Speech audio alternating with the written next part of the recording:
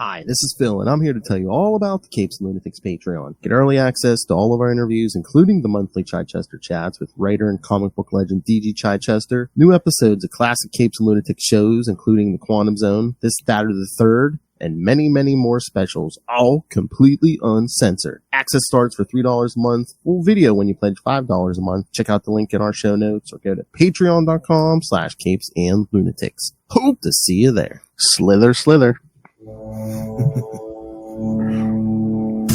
All right, kids. Hello and welcome back to another week of Marvel Tales. Tails. I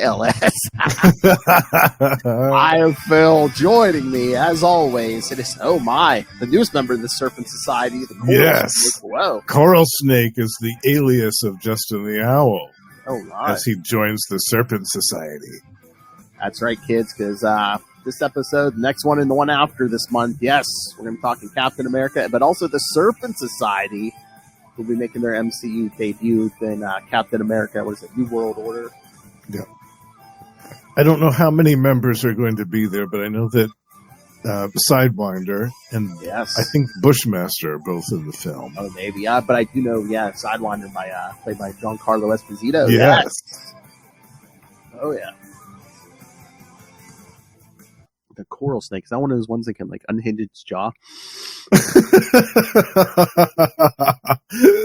wish I had that ability. Oh my! Oh my! Oh.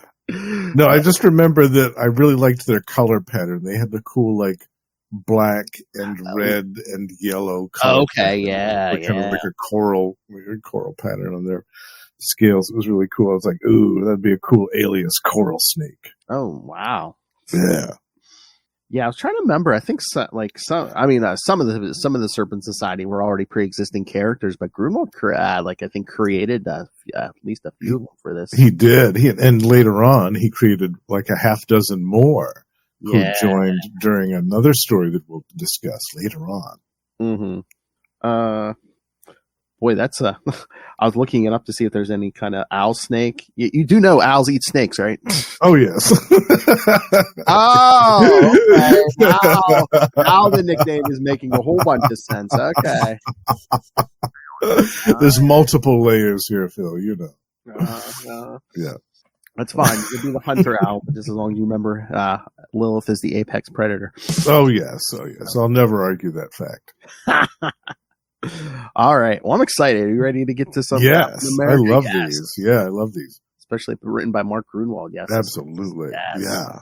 Personal. And the Serpent Society is really one of my favorite teams. I love super teams, period, but I love super villain teams, obviously, and I love teams with a cool theme. So for me, when I was a kid reading these Captain America issues with the Serpent Society, I was just in hog heaven. I loved it. I thought that they were so cool. And that's when I came up with Coral Snake. I was like, if I was a member of the Serpent Society, I would be Coral Snake. Oh. Yeah, it was great. Yeah. And so I followed their exploits throughout the years, and it became quite clear to me that they were a personal favorite of Mark Grunwald as well, because he used them pretty frequently. And yeah, they're still one of my favorites. I love these guys. Yeah, I'd say, maybe they make more appearances, I'm not sure, but besides the Red Skull, I'd say, the villains that Grunwald using the most was the Serpent Society, yeah. Yep, and many different incarnations of the team as well, as we'll see. It seemed like he liked teams, because again, there's the Serpent Society, then the Red Skull kind of put his own little team together. Right, yeah, the Skeleton Crew, right? Mm-hmm. Yeah, yep.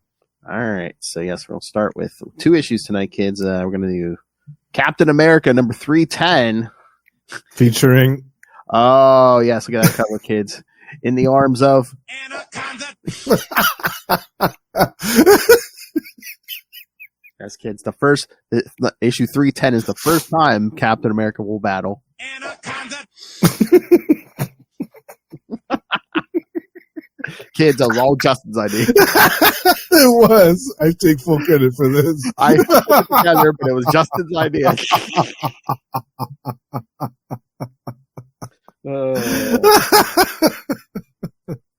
All right. So, okay. Yes, it's given a lot of the first appearances. All right. So. Oh, okay. Captain America number 310 from October 1985, Serpents of the World Unite. Of course, writer, one of our personal favorites, Mark Grunwald, penciler Paul Neary, inker Dennis Jank, colorist Ken Zenwicks, and letterer Diana Elbers, and editor Michael Carlin. All right, so before I get to the synopsis here, yes, so the Serpent Society, this is the first appearance of the Serpent Society as a group. As a group, right. Yeah, as a group, but previously, I mean, okay, here's the characters who had existed before this point. Sidewinder, Anaconda, Cobra, Black Mamba, Death Adder, Princess Python, and Cottonmouth. Oh, no, I'm sorry, Princess Python. And then first appearances, Cottonmouth, Diamondback, Asp, Bushmaster, and Rattler. So. Interesting. Yeah, there was formerly the Serpent Squad, which I believe was a Roxxon-funded organization. Yeah, I think, and and then the Viper kind of... the Viper, right. And there was an Iron Man issue that I had with them. Yes. With Steve Ditko when Steve was drinking. And yeah, there was what was it? They got involved with the Serpent Crown. I can't remember all the details, but I remember what you. But but we have to cover Captain America with the Serpent Squad because it was when he was Nomad. That's right. Yeah, that's true too. Yes, so the Viper and all that. Yeah, they didn't even know it was him. Yeah, definitely. Let's do that. Yeah, when he trips over the cape for the first. It's so funny. I know. He got rid of that cape really fast. You notice that? Oh yeah, that's the thing. He jumps up, and the first thing it just says, and Captain America remembers. The Nomad remembers why Captain America never had a cape. He just rips it off. I love that. All right, so half the Serpent Society. This is their first appearance. So. That's cool. I love it. Oh, so this issue might go up in value if any of these people show up in the movie or anything. Yeah, I wonder what was Anaconda's first appearance. Was it in one of the Thing? Oh, you mean Anaconda? Yeah. I feel like she fought the Thing in his series. Oh, you mean Blanche Sitsinski? Yeah, Blanche. Yeah.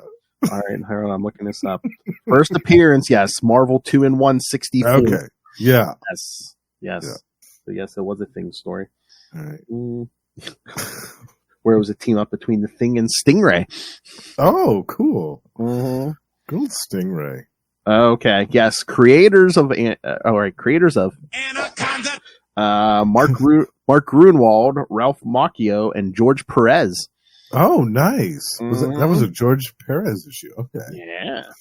Yeah, we got to cover some of those Marvel 2-in-1s as well. Oh yeah. And, Noel Tate would join us. Oh yeah, for one of those. Noel is a big fan. Nice. Of the Marvel 2-in-1s. I think he has almost all of those. Oh really? Yeah. Yeah. He's got a whole bunch of those. Is he a Thing fan? Yeah. Okay. Yeah. Okay. Yeah. Yeah, he loves the Thing, and he. I just know he has a soft spot for those Marvel 2-in-1s. I remember him saying that. Yeah, I didn't know he was that big of a fan of the Thing. Yeah, that was one of Charlie's favorite characters was Ben Grimm. Yeah. Oh, nice. Yeah.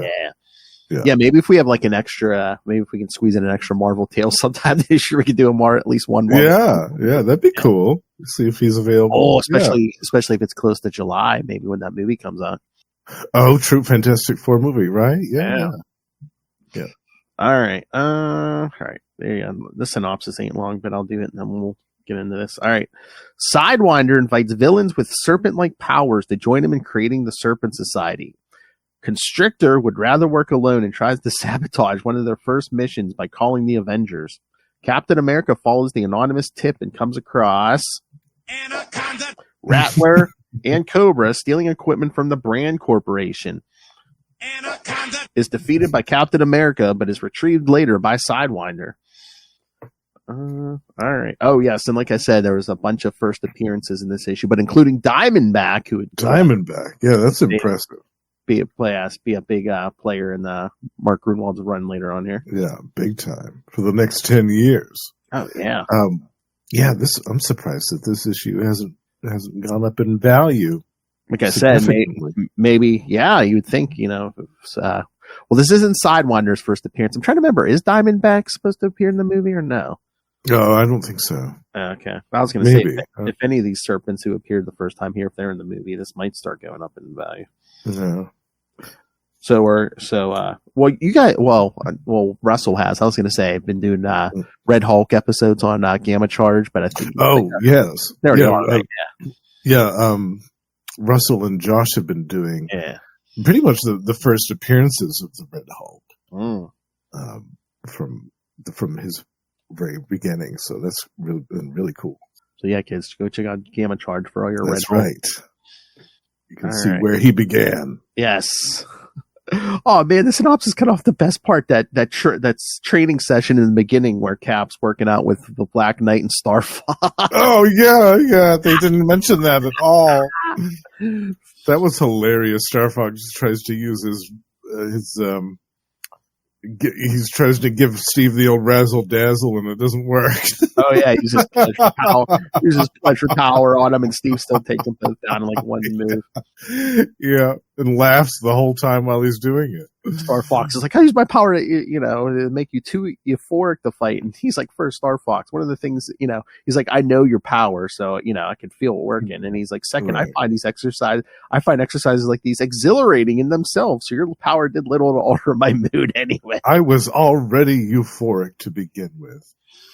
Isn't that a typical Steve Rogers response, right? Mm-hmm. I was already in a state of euphoria, Star Fox. You couldn't have done anything more to it. It was the Justin the Al maneuver. He's like, yeah, I was wrestling with two guys on the floor. I was already euphoric. That's right. I had everything I needed right there. Can I say the talent the Black Knight has, that he can be that acrobatic and doing flips with a full helmet on? With the full helmet and the Knight's pirate helmet. boots. Yeah. But yeah. You think that helmet would fall off or something? I know, yeah. And the tunic, the whole tunic of the whole outfit of the Black Knight isn't really conducive to acrobatic. It looks like it's made out of chainmail and stuff. Can't really do a whole lot of flips and leaps with that on. You know what would improve my fighting skills? A leather jacket. Yes. See Marvel Tales. Yes. For the whole month of December. Exactly. Then we get a hot shower scene. Oh my! This is one panel, yes. With Star Fox showing some thigh. I thought, oh my goodness. Oh yeah, if that towel wasn't there, man, you could see the full. Wow. Yeah. There would be a full display there. Oh my goodness. Giant sized man thing. Yeah. Yeah.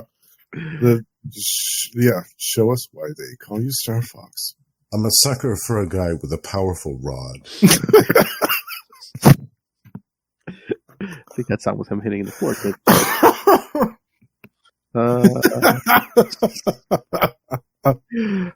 Then we see Steve leave Avengers Mansion to go meet Bernie, and then he sees a couple of kids on the subway reading some comics, and he's like, "Wait a minute! I just thought of something. Why can't I draw comic books for a living?" Yeah, this is so bonkers, though. This whole thing was Steve drawing the Captain America comic book. I thought that was so weird. I know. But man, 5 comic books for $3.25. Man, I miss those days. Exactly. So yeah, he goes and meets Bernie because her glass blowing business is going out of. She's going out of business. So. Yeah, unfortunately, there's not a big market for blown glass in their neck of the woods, I guess. I guess. I mean, no one wanted her blowing services.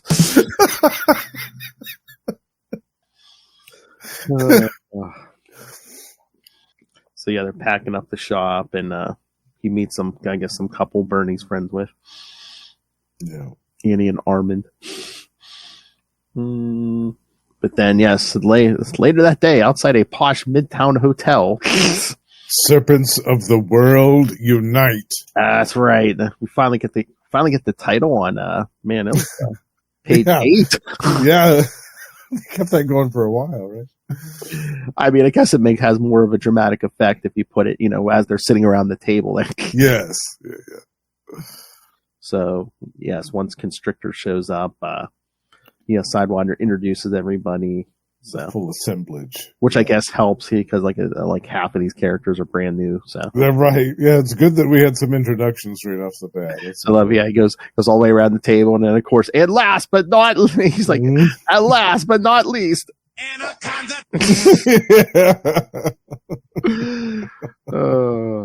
So he basically lays out the whole thing. He wants to unionize and. They'll all work together because he's like, why should the, superheroes like Avengers and the Fantastic Four, organize? Why can't we? Mm-hmm. Basically, greater access to data and tools, guaranteed pay scale, insurance, medical, and pension plans, and comradeship. And then Constrictor has a problem, as I said. He's like, I've been doing fine on my own. Why do I need to throw in with a bunch of jerks like you? And then Constrictor shows him, Sidewinder gives him a demonstration. He's like, this is why, because your dumbass is going to end up in jail, and I'm the best one that can get you out because I can teleport in and out just like this. Yep. But Constrictor wants none of it, so. Yeah. Well, listen, Sidewinder, maybe the rest of these bozos think you're the greatest thing to come along since the AFL-CIO. I'm not the pot to join up for this crowd of the 10-time losers and never worsts.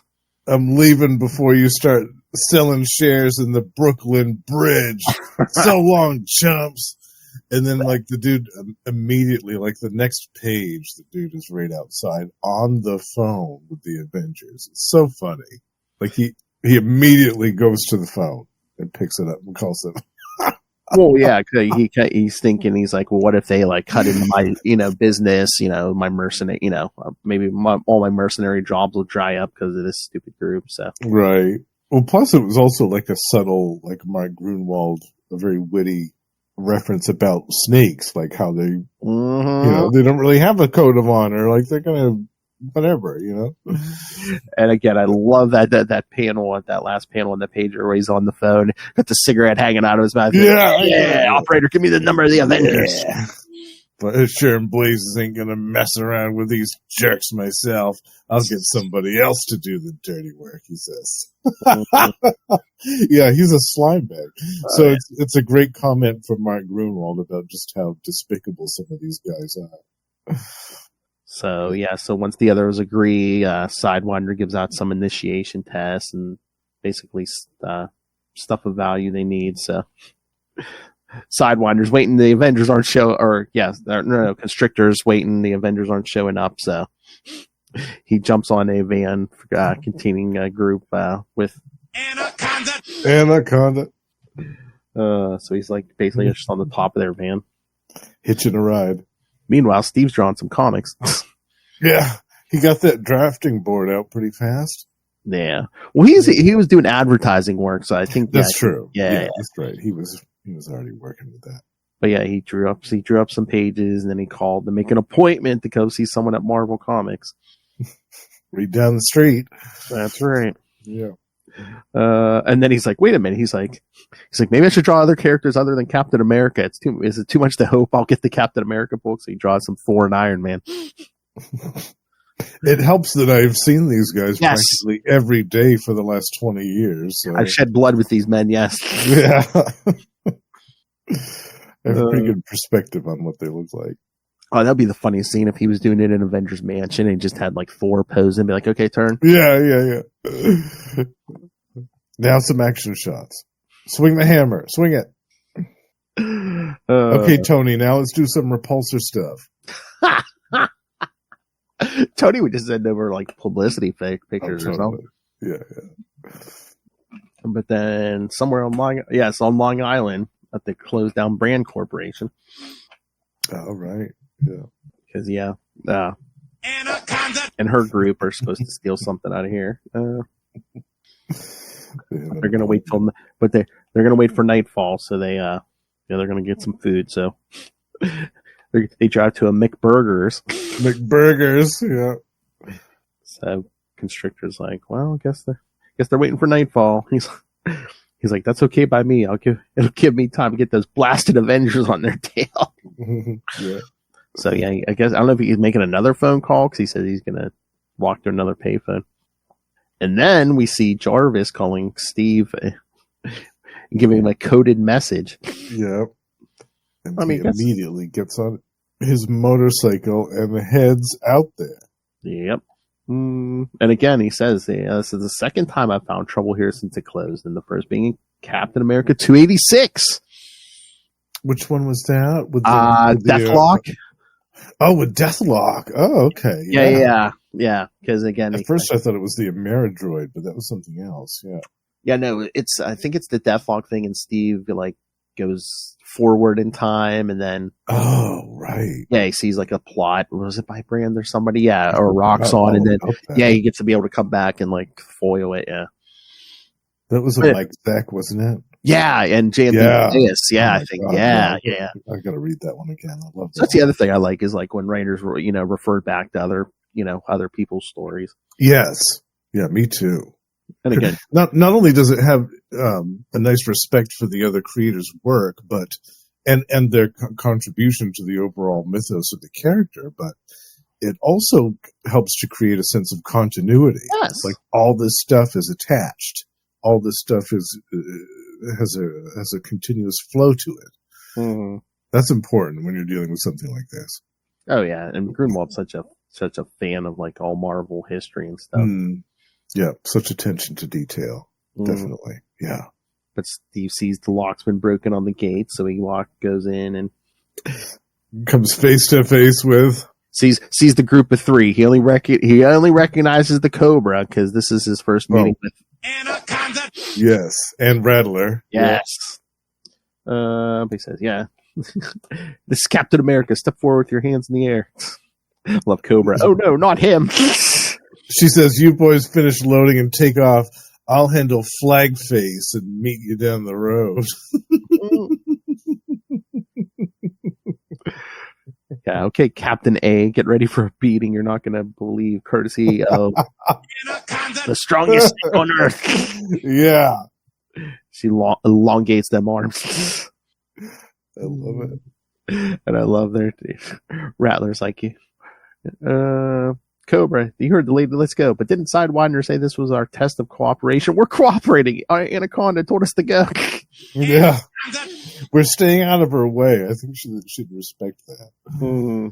So yeah, because Cap throws his shield at those two, but then Rattler uses his the vibrations from his tail to knock the shield out of the air. Deflect it. Yeah.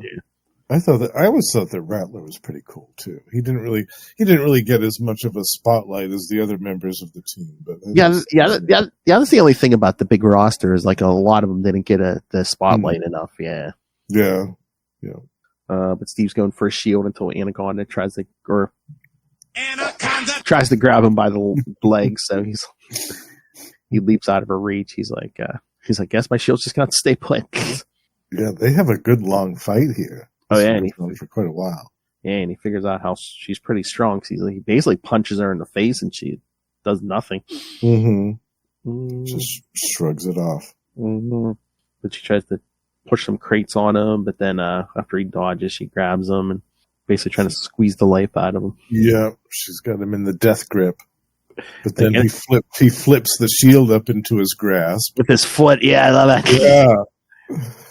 Yeah. Because the punches aren't doing nothing to her head. So yeah, he grabs the shield and then he's like, she's about to break my rib. So yeah, he smacks her in the head with that shield. Yep. Knocks her out. So yeah. She thought she was gonna have the upper hand, but once that shield connected. Yeah. Don't want none.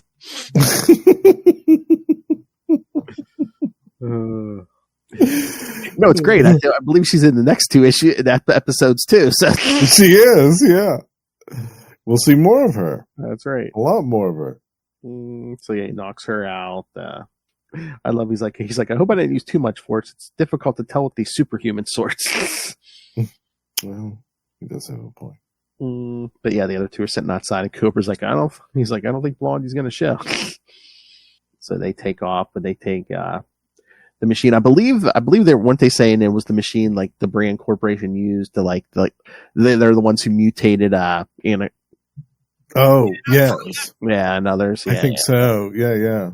Yeah, so they take it back to Sidewinder, but they tell him, Captain America captured her, but they brought back the device. He's like, no, you two did the right thing, brought back the apparatus I desired. I shall bring back Anaconda.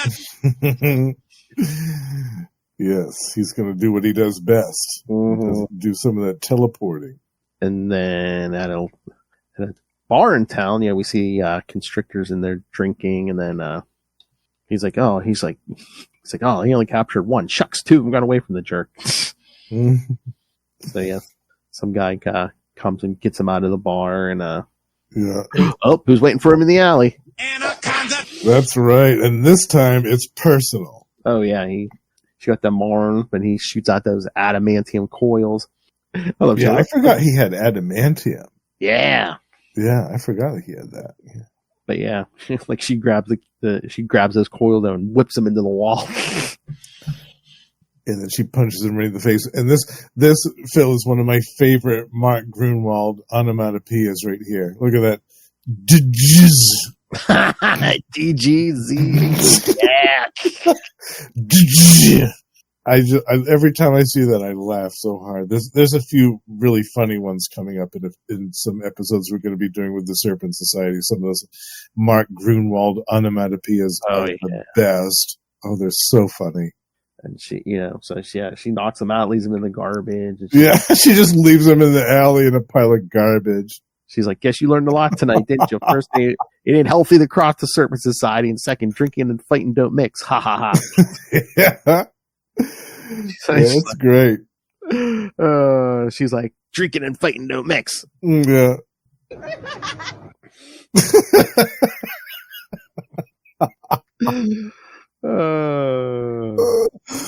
Oh my god.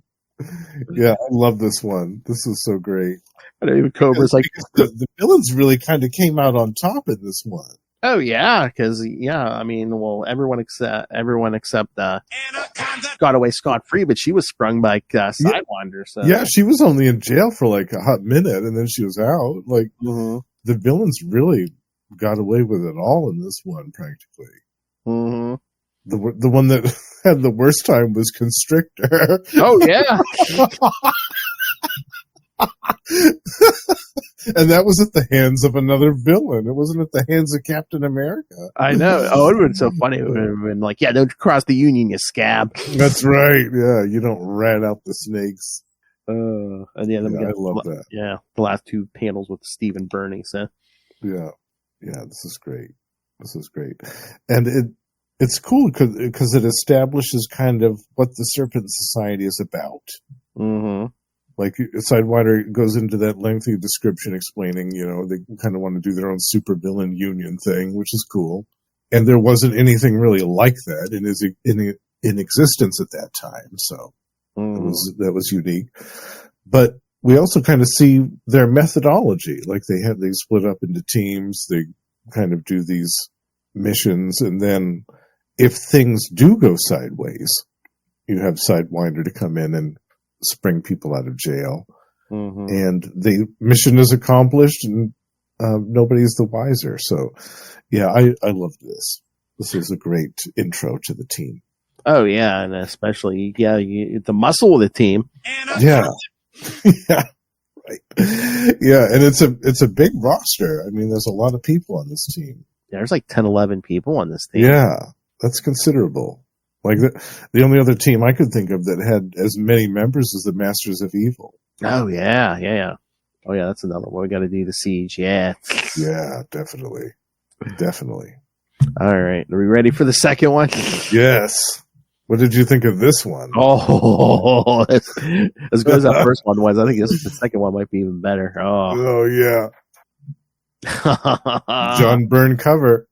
Oh yeah, I mean, look at that cover, man. You can that Byrne art. I mean, you could just hear M.O.D.O.K on that cover. Yeah.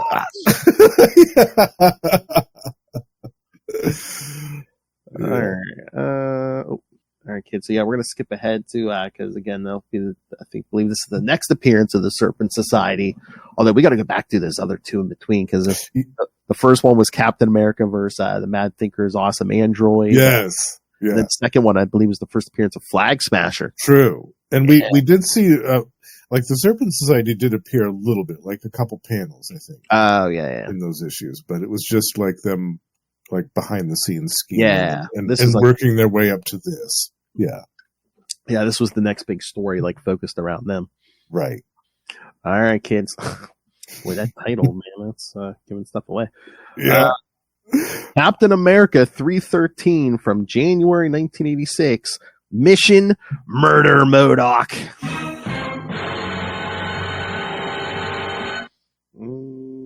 I think we got the same team here. So, all right.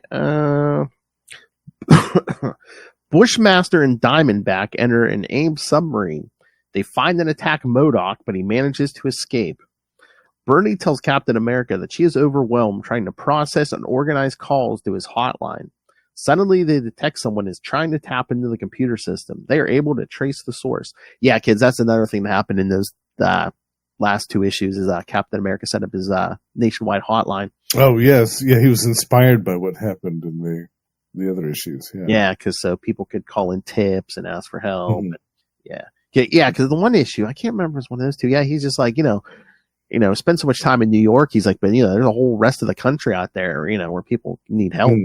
Mm-hmm. Diamondback calls the Serpent Society for backup. Sidewinder sends the team to her location and directs them to continue searching for M.O.D.O.K.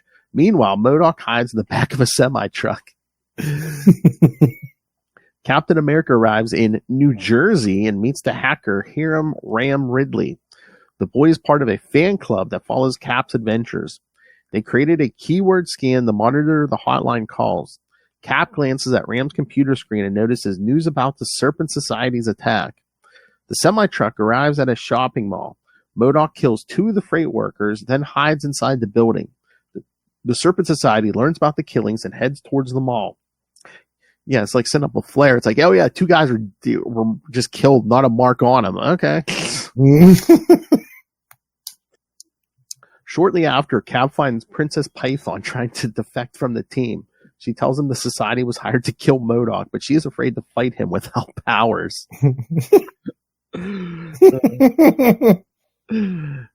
Cap evacuates the mall and fights the Serpent Society. However, he is too late to stop Cottonmouth and Death Adder from mauling and poisoning M.O.D.O.K.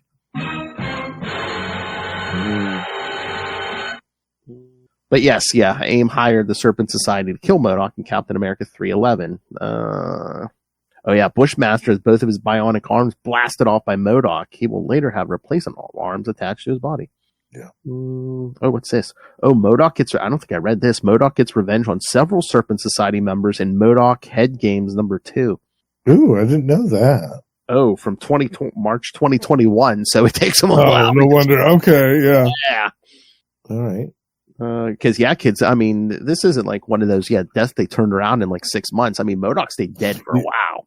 Right. Yeah, he was dead for a long time. Because they replaced him with M.O.D.O.K. Right. And that wasn't until the 90s. Yeah. I can't remember when exactly it came back. But, yeah, that was like a running joke on the Quantum Zone because there was that one issue of Quasar where M.O.D.O.K shows up. I was always like, M.O.D.O.K. Yes. Who's that? M.O.D.O.K. M.O.D.O.K. Exactly.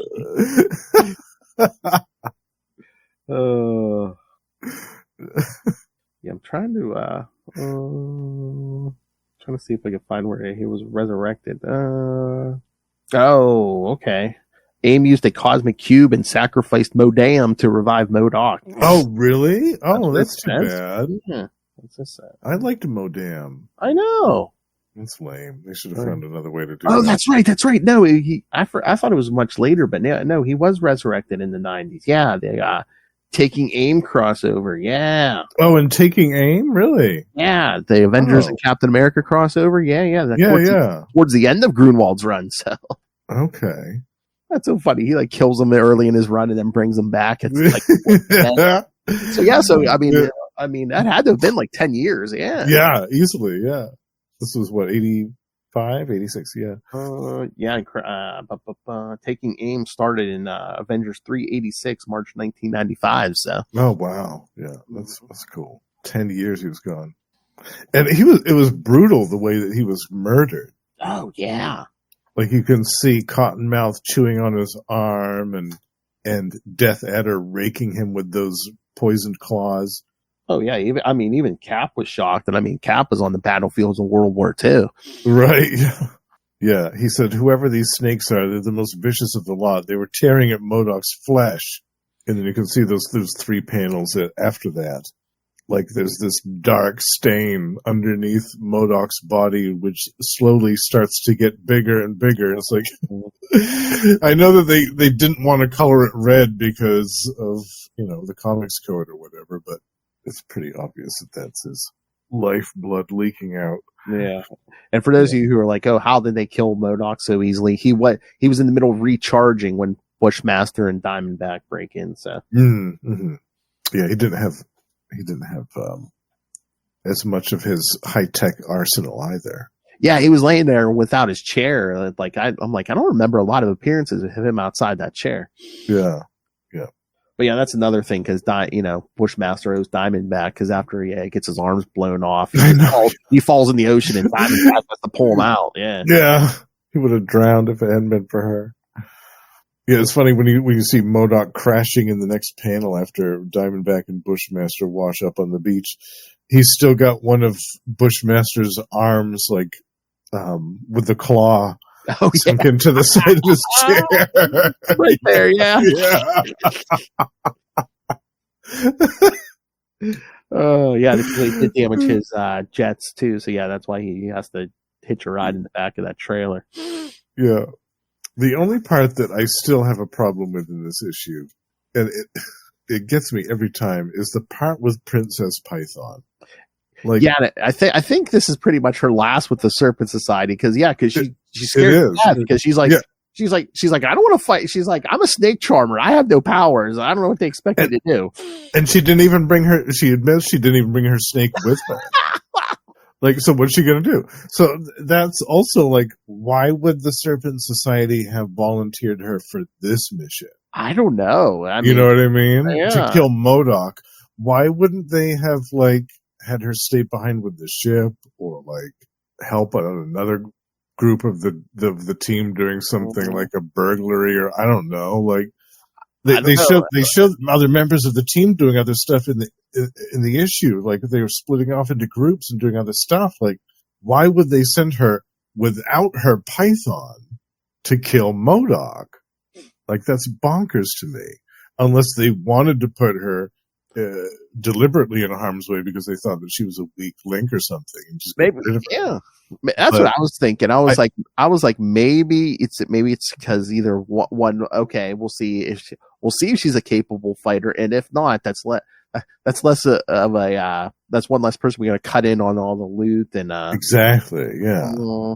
And then she goes, he let me go. My feminine charms got me off the hook again. I just hope they work as well if the Serpent Society catches up with me. So she takes off and just ditches. Yeah. Well, that's what I was wondering because, she's a snake charmer. I was like, or I don't know if all of M.O.D.O.K's anatomy still works, but I'm like, were they hoping she charmed his snake or something? I don't know. I don't think he has those interests anymore. I don't think. Yeah, although it's probably been a few years, so I don't know. Yeah, I just don't understand why in the world they would send her along on this mission to kill M.O.D.O.K without her snake. With the snake, she's got a little percentage of a chance of doing something, but it's so bonkers. I still can't wrap my head around that. But. That could have been a funny scene. Just be like, no, Bo, quick, pull your boobs out. While we stab him from behind. He'll never expect that. Been funny too. M.O.D.O.K be like, "What are you doing, female?" Thanks to my mental powers, I know this is a deliberate distraction. Yet I cannot seem to look away. Yeah. And then we get another that same Mark Grunwald onomatopoeia in one of the panels where Captain America punches Cobra in the face. It's again,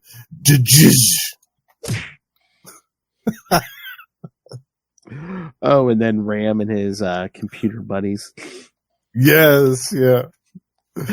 I love the editor's note. Hacker is a computer enthusiast. For the youth of 1986 who were ill-informed. I know there was they had their little chat room where they talked about Cap and the comic and everything. I'm like, man, this was America Online before America Online. Yes, this was an early precursor. Mm-hmm. Yeah. I'm surprised he didn't, when him and Cap were upstairs, he didn't say, "Mom, hang up the phone."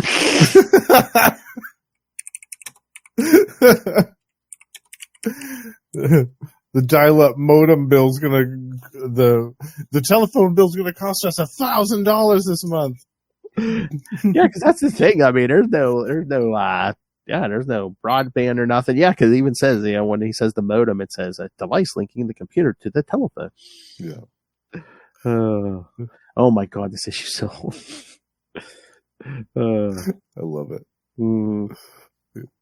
Oh my God, that's funny too. In that little montage at the bottom of that page, where the Serpent Society is just looking for M.O.D.O.K, I guess anywhere.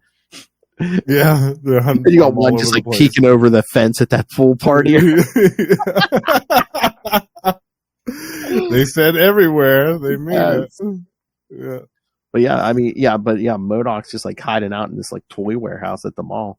Yeah. After blasting those two guys, cretins.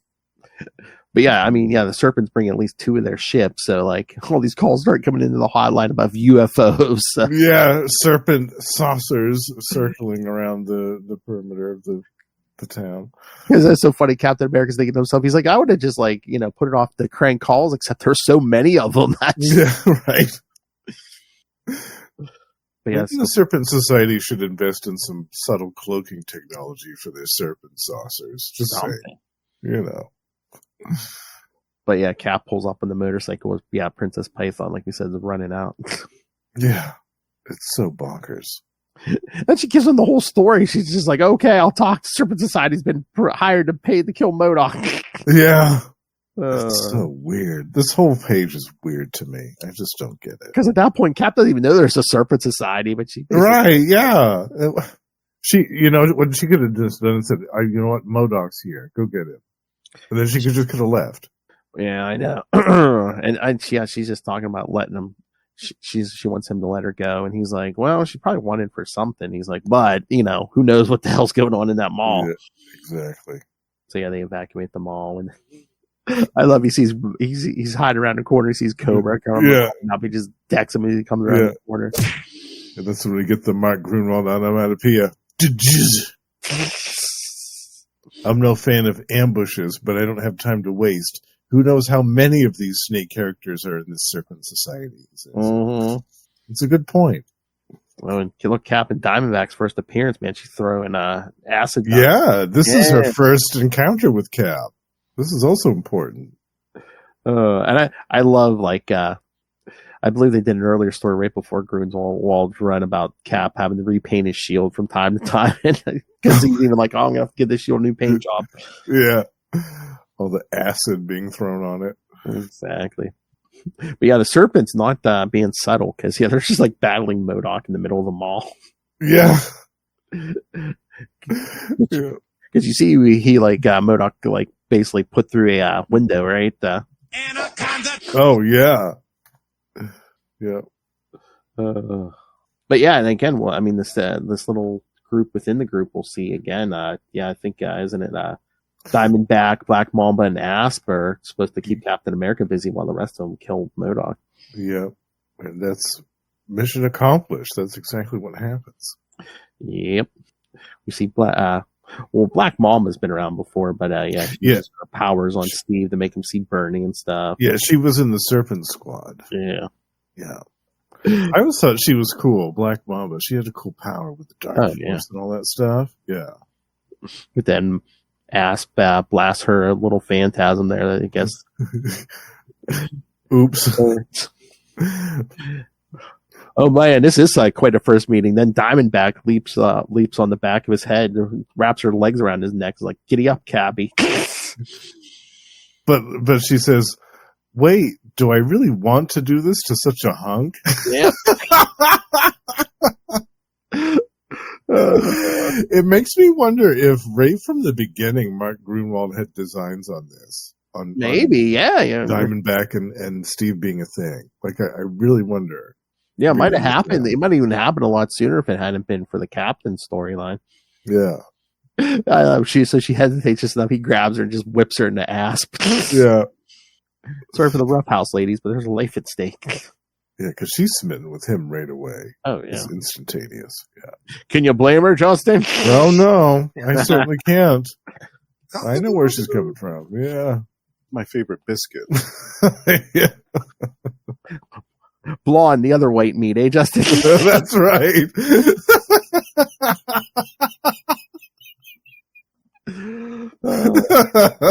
But yeah, that's when, like you said, we see the other two basically killing M.O.D.O.K back on the loading dock.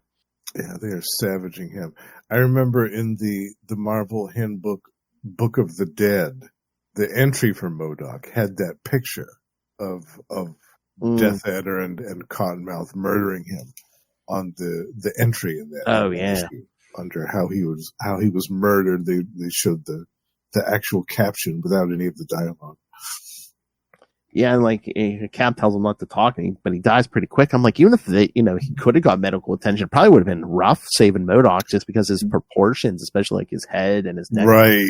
How would they've operated on him, and plus there was poison involved. The claws of Death Adder had poison in them, so even if they had managed to seal the wounds, like they still would have had to deal with the anti-venom.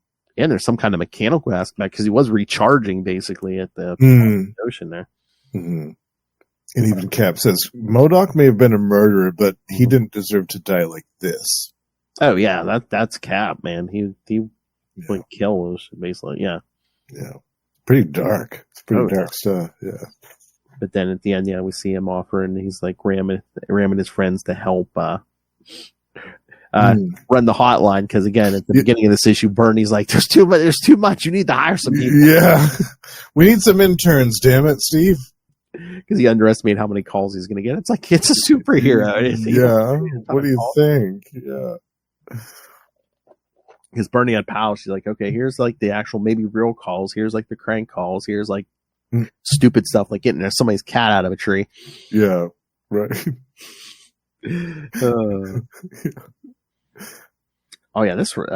This early Grunwald stuff. So, yeah, because the next issue was a Squadron Supreme tie-in, kids. What? Oh, right. Yeah, that's right. Yeah. And you can tell he really went like the Batman 66 route. There's Nighthawk on the cover, but they're of a giant typewriter. Oh yeah, kids. Don't worry, we're gonna get back to more Grunwald. We got 2 more episodes this month. Absolutely, we're gonna get back to more Grunwald. Yes. Yeah, without a doubt.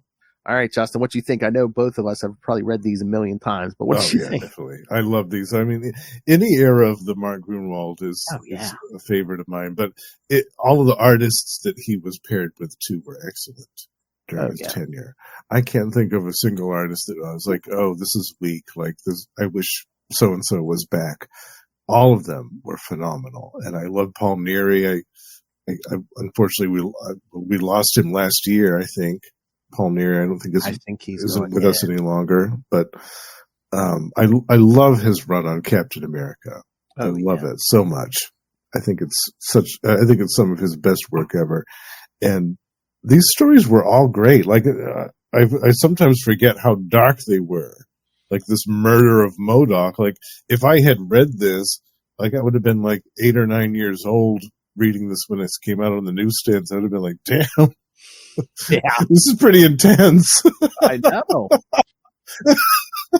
I mean, I guess they wanted to show that the Serpent Society was, a thing, and they wouldn't mess with, Yeah. Well, they definitely got that message across. Yeah, I love it. Yeah, and I love how he kept that momentum going with them. Like it wasn't just okay. We're going to introduce them for one story, and then they're going to be gone. No, he kept them around for a long time. I love that. Oh yeah, I mean, most of them don't go to jail until, well, I think the last episode we're doing this month. But yeah, I mean, it's like around 380, 382. Yeah, I mean, it's so they have a nice probably 6-7 year run here. Yeah, definitely, and they only really lose one member. Death Adder gets murdered by Scourge. Yeah. Oh, well, they lose a few more members because then Diamondback leaves. Well, she leaves. Asp and Black Mamba end up leaving. Well, they leave. Well, again, during the Captain run, they get some new members, but then they lose one of them. Beginning of Streets of Poison. Was it Boomslang? Oh, Boomslang. Yeah. Did he die? I think I'm trying to remember. I remember they rushed him to the hospital. Well, he gets shot by some drug dealers or something. Yeah, it's like a street gang there. They shoot him. Oh wait, he might not have died. I remember someone dying, but it might have been one of this drug gang. I can't remember. I remember Cap saying someone was DOA, but it might have been one of the drug guys. I can't remember. Yeah, I remember Boomslang got shot. Yeah, but even if he didn't die, I don't think they did much with him after that. Yeah, no. Boomslang. Oh yeah, and then Cap also compared Ram and his little gang of hackers to the Teen Brigade back in. Boo! The Teen Brigade, boo! Boo, Teen Brigade. Them and the Newsboy Legion can burn in hell forever. Remember their first appearance from Incredible Hulk 6, don't you? You guys covered that. Yeah. It still doesn't make me like them anymore. Exactly. The ham radius. Yeah, these couple of issues have a lot of anachronistic things in them. Oh yeah. That's what I said. Modems with it, dial-up modem. Yeah. So funny. All right, so I'm trying to see if there's anything else here. But yeah, no, I mean, again, I could read Grunwald stuff over and over and over. Yeah, me too. And again, even you could tell the age of the story, like I said, dial-up modems and stuff. But again, I mean, I think they hold up pretty well. Oh, definitely. Yeah, there might be elements of the story, like little bits and pieces that are anachronistic, but the story itself still holds up and it's still good. And you still see stuff like this today of villains trying to kill each other and heroes kind of wading into the middle of some fracas in between some villains. It still happens in comics. Oh yeah. Oh, that was a big controversy in the letter column for a while because a few issues from now, they go after Porcupine and Porcupine's running. Oh yeah. Diamondback and trips and lands on one of his cars and dies and stuff. So there, oh god, I think it was months, maybe even a year or so. People just kept going, well, isn't Diamondback legally culpable in his murder? Even though he was running from her and stuff, and but that's the other thing too. It's Cap, eventually Cap. And again, we'll get into this more next episode, but Cap gets into a relationship with Diamondback, but I'm like, well, wouldn't she be at least an accessory in the murder of Murdoch? Yeah, right. Yeah. I kind of overlooked that, I think. Yeah. Well, yes, I believe, yes. She got away scot-free because of her superpower. Superior. The curtains match the drapes. Whoa! That magenta pink, that pink.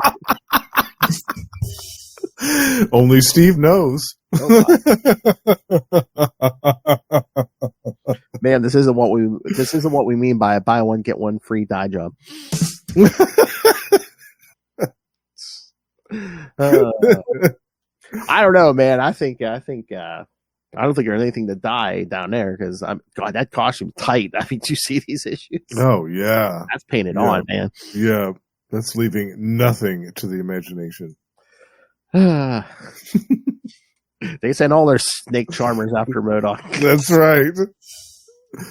They're gonna get him one way or another. Except for Sidewinder, did they send the whole team?